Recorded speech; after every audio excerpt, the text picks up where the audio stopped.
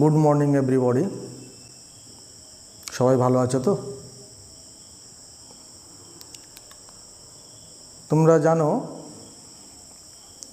আমার এই চ্যানেলের মাধ্যমে আমি তোমাদেরকে একটা ফান্ডামেন্টাল ইংলিশ অর্থাৎ বেসিক ইংলিশটা একটা সম্যক আইডিয়া বা সম্যক ধ্যান ধারণা দেওয়ার জন্য আমি ইতিমধ্যে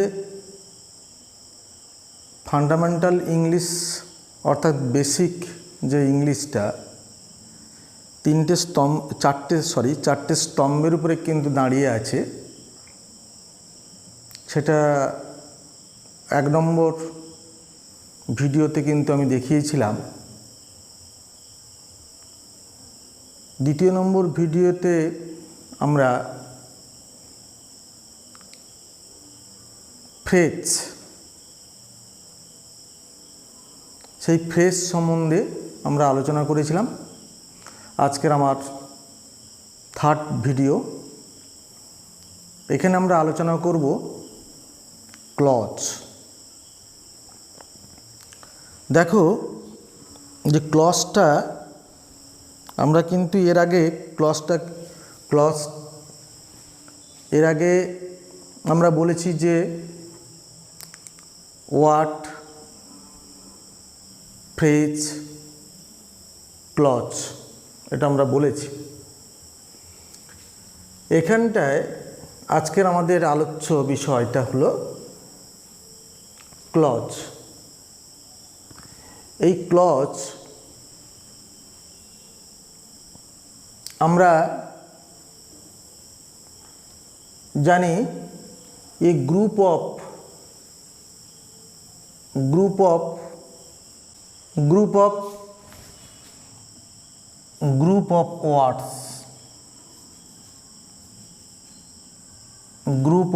words,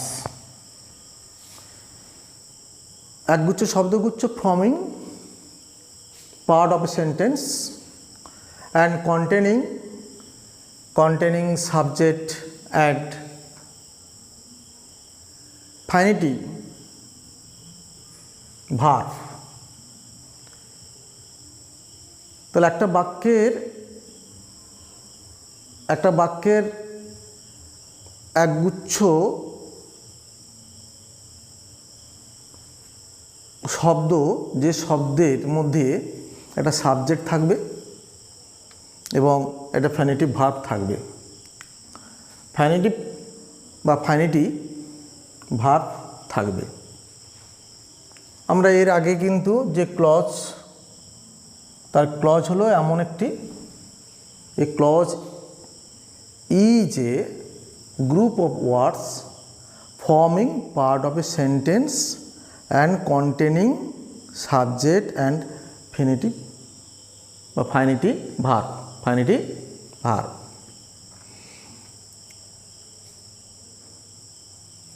এই ক্লজ আমরা কেন শিখব?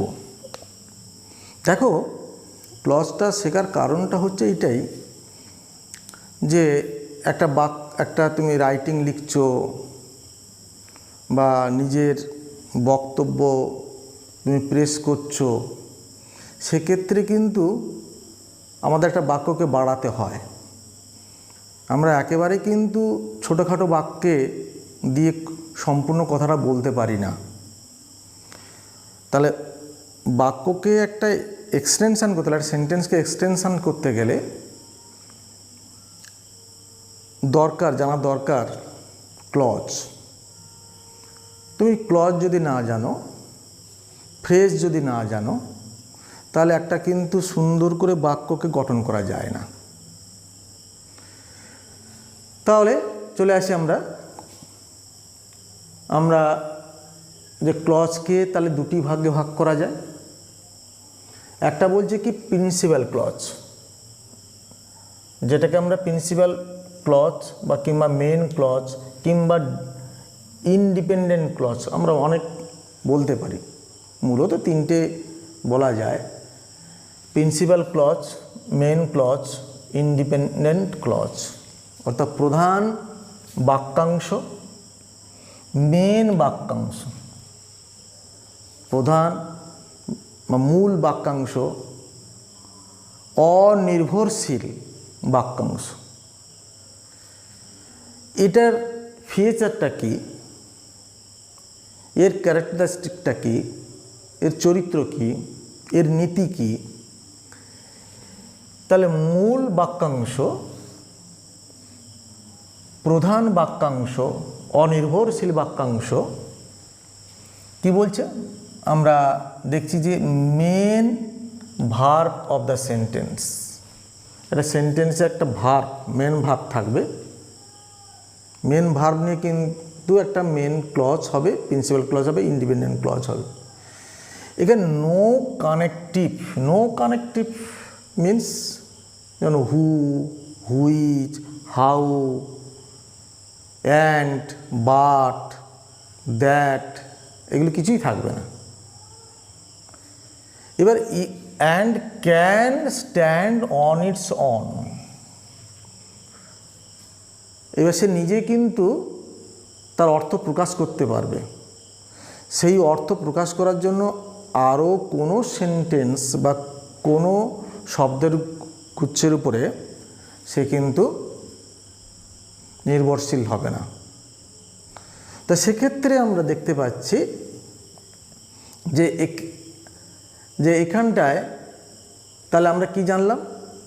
তার main clause, principal clause, independent clause, একটা বাক্যের মূল ভাব থাকবে, কোনো লিঙ্কার থাকবে না, কোনো কানেকটিভ ওয়ার্ড থাকবে না, এবং নিজের মতন করে তার অর্থ প্রকাশ করতে পারবে, তাই can stand on its own. দেখো উল্টোটা দেখো, subordinate clause, dependent clause, subordinate clause কিংবা ডিপেন্ডেন্ট ক্লজ। নির্ভরশীল, ডিপেন্ডেন্ট ক্লজ মানে কি? নির্ভরশীল। সাবঅর্ডিনেট কার উপরে নির্ভর করে থাকতে হয়, তাদেরকে আমরা সাবঅর্ডিনেট বলি। নিজের পক্ষে নিজে সক্ষম নন, অপরের উপরে নির্ভর করে নিজেকে সক্ষম হন, তাহলে subordinate clause. And with a connective, এখানে উইথ এ কানেকটিভ, এখানে উইথ এ কানেকটিভ। এখানে মেন ক্লজে দেখো নো কানেকটিভ, আর সাবঅর্ডিনেট ক্লজে কী হচ্ছে? With connective. তাহলে অর্থাৎ that, which, how, who, whom, when, where, etcetera etcetera, অনেক কানেকটিভ ওয়ার্ড আছে। তাহলে সেইগুলো কিন্তু থাকবে সাবঅর্ডিনেট ক্লজে। তাহলে মেন ক্লজে কোনো কানেকটিভ ওয়ার্ড থাকবে না। আমাদের আইডেন্টিফাই কী করে চিনব? আইডেন্টিফাই কী করে করব? যে এইখানটায় বা কী করে চিনব মেন ক্লজে কানেকটিভ ওয়ার্ড থাকবে না, এখানে কানেকটিভ ওয়ার্ড থাকবে। যেটা কানেকটিভ ওয়ার্ড থাকবে সেটা সাবঅর্ডিনেট ক্লজ, আর যেটা কানেকটিভ ওয়ার্ড থাকবে না সেটা মেন ক্লজ। ক্লিয়ার? আর একটা কী বলছে কি? ক্যান নট স্ট্যান্ড অ্যালোন, একা দাঁড়াতে পারে না, ক্যান নট স্ট্যান্ড অ্যালোন। বলছে কি তারপর? Depends on the main clause. আমাদের এইটাকে ভালো করে বুঝে নিতে হবে। মেন ক্লজ, এই সাবঅর্ডিনেট ক্লজ এর উপরে নির্ভরশীল, সাবঅর্ডিনেট ক্লজটি এর উপরে নির্ভরশীল, বাট এই মেন ক্লজ এর উপরে কিন্তু নির্ভরশীল নয়, এর উপরে কিন্তু নির্ভরশীল নয়। তাহলে মেন ক্লজ সাবঅর্ডিনেটের উপর নির্ভরশীল নয়, কিন্তু সাবঅর্ডিনেট ক্লজটি মেন ক্লজের উপরে নির্ভরশীল। তাহলে আমরা একটা উদাহরণ দিয়ে আমরা কিন্তু পরিষ্কার জিনিসটাকে বুঝে নিতে পারি। দেখো এখানে আমি একটা উদাহরণ নিয়েছি। কি উদাহরণ নিয়েছি? Henry lost his mother when he was 7। কি বললাম? Henry lost his mother, Henry তার মাকে হারিয়েছিল। এখানে কি বলা, যে যখন সে 7 বছরের ছেলে ছিল যখন সে 7 বছরের ছেলে। তাহলে যখন তার বয়স 7 বছর ছিল তখন হেনরি তার মাকে হারিয়েছিল। তাহলে আমরা যদি এইটাকে না বলি, আমরা এটা যদি বলি হেনরি তার মাকে হারিয়েছিল, এরপর কি নির্ভরশীল? এটার উপর কি নির্ভরশীল নয় কিন্তু। আর দেখো এখানটা কোনো এই যে এই পার্টটা হেনরি লস্ট হিজ মাদার, এই যে পার্টটা, এই পার্টটার মধ্যে মেন ভার্ব আছে। দেখো main verb lost, subject Henry, Henry হারিয়েছিল তার মাকে। এই পর্যন্ত আমরা কিন্তু বলছি এ কিন্তু কার উপরে নির্ভরশীল, একদম পরিষ্কার কিন্তু এর অর্থ প্রকাশ করছে। এর মধ্যে এখান থেকে নিয়ে এই পর্যন্ত এখানে কোনো কানেক্টিভ ওয়ার্ড নেই। তাহলে সেক্ষেত্রে আমরা এটাকে আইডেন্টিফাই করতে পারি এই পার্টটা, এখান থেকে নিয়ে এই পর্যন্ত পার্টটাকে মেন ক্লজ বলছে। সমস্ত ধর্মটা আছে, সাবজেক্ট আছে, মেন ভার্ব আছে এবং নিজের মতন দাঁড়িয়ে আছে, সে কার উপর নির্ভরশীল নয়। আবার দেখো যদি আমরা বলি হোয়েন হি ওয়াজ 7, আমরা শুধু এইটা না বলে আমরা শুধু এইটাকে বললাম, আমরা এটাকে মনে করি এইটাকে নেই, এটা নেই। যখন সে 7 বছরের ছিল, যখন সে 7 বছরের ছিল, অর্থ কি প্রকাশ হচ্ছে? নিজের মতন কি অর্থ প্রকাশ করতে পারছে? যখন সে 7 বছরের ছেলে ছিল বা যখন তার বয়স 7 বছর ছিল তখন কি ঘটেছিল? তখন একটা কিন্তু কোশ্চেন আসছে, তখন কি ঘটেছিল? তাহলে আমরা এইটা যখন বলছি যখন সে তার 7 বছর বয়স ছিল তখন একটা কিছু ইভেন্ট ঘটেছিল, হোয়াট হ্যাপেন্ড। তাহলে হোয়াট হ্যাপেন্ডটা যখন আসছে কোশ্চেনটা তখন কিন্তু এরপর নির্ভরশীল হচ্ছে হেনরি তার মাকে হারিয়েছিল। তাহলে এক্ষেত্রে দেখা যাচ্ছে হোয়েন হি ওয়াজ 7, তাহলে এখান থেকে কানেকটিভ অর্থাৎ হোয়েন যখন, তাহলে সাবঅর্ডিনেট ক্লজে কানেকটিভ ওয়ার্ড থাকছে এবং এখানেও এই যে পার্টটা সম্পূর্ণ কিন্তু মেন ক্লজের উপরে ডিপেন্ডেবল। এইবার এর নিজের মতন অর্থ প্রকাশ করতে পারছে না, একটা নোট অফ কোশ্চেন থেকে যাচ্ছে। তাহলে এক্ষেত্রে আমরা এটাকে বলতে পারি সাবঅর্ডিনেট বা ডিপেন্ডেন্ট ক্লজ। তাহলে আমরা এখন এইটা বুঝলাম যে সাবঅর্ডিনেট ক্লজ আর মেন ক্লজ। তাহলে সাবঅর্ডিনেট ক্লজ আর মেন ক্লজের আমরা দুটো, মেন ক্লজটা তাকে বুঝবো যার মধ্যে কোনো কানেকটিভ ওয়ার্ড থাকবে না, নিজের মতন করে অর্থ প্রকাশ করতে পারবে, সেটাই মেন ক্লজ। আর যে পার্টটা, সেন্টেন্সের যে পার্টটা হচ্ছে নিজের মতন অর্থ প্রকাশ করতে পারবে না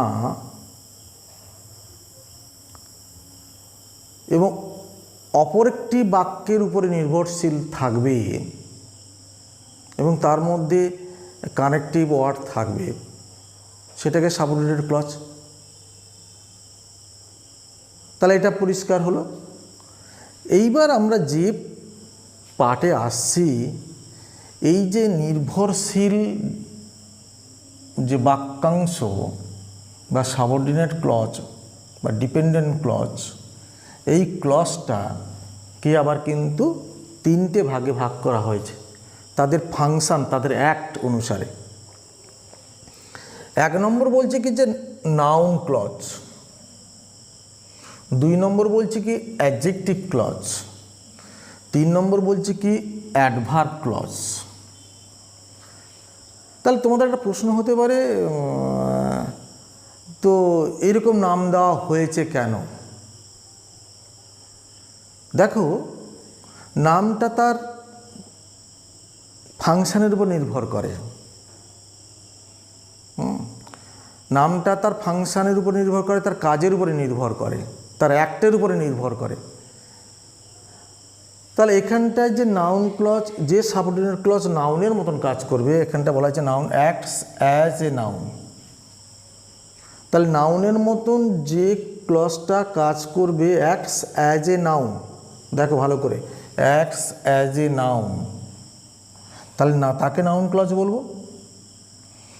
তাহলে নাউন ক্লজের যে অ্যাক্টসটা কি, সে কখনো সাবজেক্ট হিসেবে বসতে পারে, সে কখনো অবজেক্ট ব্যবহার করা যেতে পারে, সে কখনো প্রিপোজিশনের পরে বসতে পারে, সে কখনো বি ভার্বের পরে বসতে পারে, সে কখনো নাউনের পাশে বসতে পারে। নাউনের পাশে নাউন ক্লজ বসতেই পারে। এতগুলো তার ভূমিকা আছে।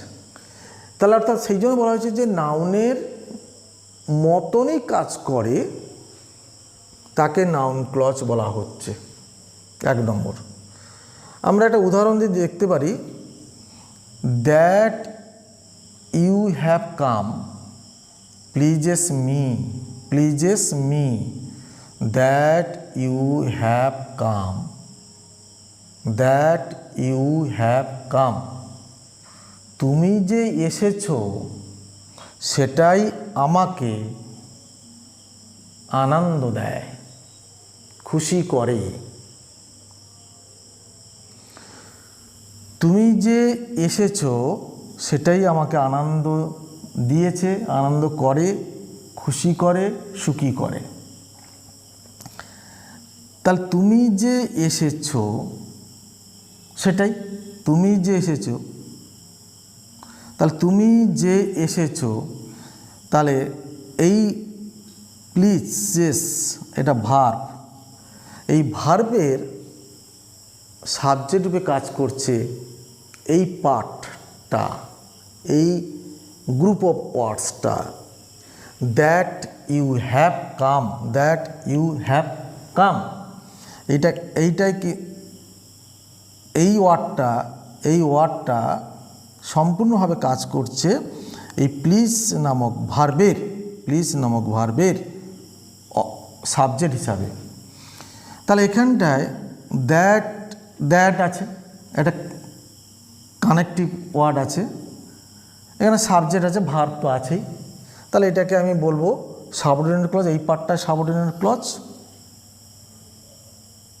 এটা কি ধরনের সাবঅর্ডিনেট ক্লজ? তাহলে এটা হচ্ছে কি, noun clause. Next, adjective clause. Adjective clause দেখো, এই অ্যাডজেক্টিভ ক্লজ অর্থাৎ অ্যাডজেক্টিভের মতন কাজ করে, অ্যাডজেক্টিভের মতন কাজ করে।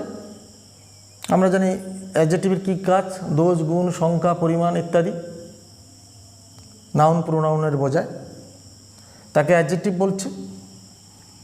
তাহলে এখানে দেখো, here is the book which you want, এটাই হলো সেই বইটা যে বইটা তুমি চাও, হুইচ ইউ ওয়ান্ট, এটা হলো সেই বইটা যে বইটা কিন্তু তুমি চাও, এটা হলো সেই বইটা। তাহলে কোন বইটা? যে বইটা তুমি চাও। তাহলে এই হুইচ ইউ ওয়ান্ট এইটাই অ্যাডজেক্টিভ ক্লজ। আর অ্যাডজেক্টিভ ক্লজের দিকে তুমি লক্ষ্য করবে, কানেক্টিভ ওয়ার্ডের আগে যদি কোনো নাউন প্রোনাউন থাকে, মানে অ্যান্টিসিডেন্ট, একে বলে অ্যান্টিসিডেন্ট, পূর্বপদ, এই পূর্বপদটা যদি থাকে তাহলে দেখা যাচ্ছে কি এটাই কিন্তু নাউন ক্লজ, এইটা অ্যাডজেক্টিভ ক্লজ। তাহলে কি বলা হচ্ছে যে কোনো কানেক্টিভ ওয়ার্ডের আগে যদি নাউন প্রোনাউন থাকে বা অ্যান্টিসিডেন্ট থাকে, তাহলে সেটা দেখো হুইচটা কাকে কোয়ালিফাই করছে?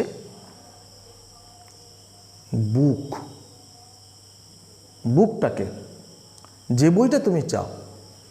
তাহলে এখানটায় হুইচ ইউ ওয়ান্ট, তাহলে একটা অ্যাডজেক্টিভ ক্লজ। এবার দেখা যাচ্ছে কি অ্যাডভার্ব ক্লজ, অ্যাডভার্বের মতন কাজ করে। অ্যাডভার্ব কাজ কি? সময় বোঝাবে, স্থান বোঝাবে, শর্ত বোঝাবে, উদ্দেশ্য বোঝাবে, তুলনা বোঝাবে, বৈপরীত্য বোঝাবে, কারণ বোঝাবে, উদ্দেশ্য বোঝাবে, এক্সেট্রা এক্সেট্রা। তো এইরকম ধরনের যে অ্যাডভার্বের যে ক্লজটাকে বলছে অ্যাক্টস অ্যাজ অ্যান অ্যাডভার্ব, এই অ্যাডভার্বটাকে অ্যাডভার্বের মতন যে কাজ করবে। দেখো এখানে দে রেস্টেড, তারা বিশ্রাম নিয়েছিল হোয়েন ইভিনিং কেম, যখন সন্ধ্যা এসেছিল। যখন সন্ধ্যা এসেছিল, সন্ধ্যা মানে কি? ইভিনিং, ইভিনিং একটা টাইম, সময়, আফটারনুন, বিকেল, বিকেলের পর যখন সন্ধ্যা এলো, যখন সন্ধ্যা এলো তখন তারা কিন্তু রেস্টেড, তারা কিন্তু বিশ্রাম নিয়েছিল। তাহলে কখন তারা বিশ্রাম নিয়েছিল? তাহলে সন্ধ্যা যখন, যখন যখন কথাটা আসছে, তাহলে হোয়েন এখানে ইনঅ্যাক্টিভ, সরি এটা কানেক্টিভ, তাহলে কানেক্টিভ ওয়ার্ড, এই কানেক্টিভ ওয়ার্ডটাকে এখানে রয়েছে। তাহলে অ্যাডভার্বিয়াল ক্লজের এখানটা হোয়েন নামক কানেক্টিভ ওয়ার্ডটা রয়েছে, তাই এখানটাকে বলা হচ্ছে যে একটা সময় উল্লেখ করছে। তাহলে সময় উল্লেখ করার ফলে এটা অ্যাডভার্ব ক্লজ। তাহলে আমরা নাউন ক্লজের ম্যাক্সিমাম কিন্তু দ্যাট দিয়ে হয়, আরও অন্যান্য লিঙ্কার দিয়ে হয়, কিন্তু বেশিরভাগ ক্ষেত্রে দ্যাট হয়। তো এবং যদি অন্য কোনো লিঙ্কার যদি হয়, সেখানে কিন্তু একটা কোশ্চেন, কি না, আমরা ইফ দিয়ে করতে পারি, সেখানে কি না আসবে। কে এখানে এসছিল, হু দিয়ে করছি, কে এখানে এসছিল আমি জানি না, তাহলে কে আসছে কাজ করবে, তখন কিন্তু সেটা নাউন ক্লজ। আর অ্যাডজেক্টিভ ক্লজের আমরা জানি who, whom, which, that, whose, এগুলো দিয়ে কিন্তু অ্যাডজেক্টিভ ক্লজ হয়। আর adverb clause when, whence, wherever, because, if, so, as so, as well as, though, although, ইত্যাদি ইত্যাদি। সো দ্যাট প্রভৃতি দিয়ে কিন্তু অ্যাডভার্বিয়াল ক্লজ হয়। তাহলে ঠিক আছে, তাহলে আজকের আমাদের যে ক্লজটাকে দেখালাম, আশা করি তোমরা এই ক্লজটাকে সহজভাবে বুঝতে পেরেছো। আমার এই ভিডিওটা তোমাদের পছন্দ হলে বেল আইকনটা বাজাবে আর সাবস্ক্রাইবটা করবে। আজকের এখানে পাঠটা শেষ হলো, সবাই ভালো থাকবে।